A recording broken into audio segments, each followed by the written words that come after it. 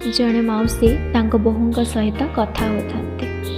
मो कानरे पड़िला मौसी कहउथांती, सावित्री आउ अल्प दिन आसिला, कौन कि रे माँ तो बाप घरु कौन सब भार आसीची। मे भी से मजाक रे कहि पारंती, किंतु मो मनरे गोटे प्रश्न आसिला।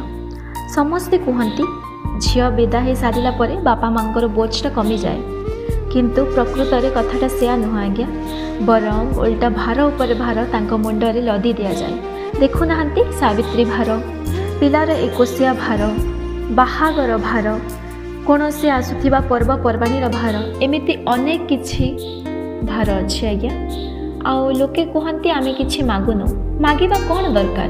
12 मासरे 365 दिन अनेक किछि भार आसे बाप घरु, आउ कहती आमे किछि मागुनु, कौन मागिबा दरकार।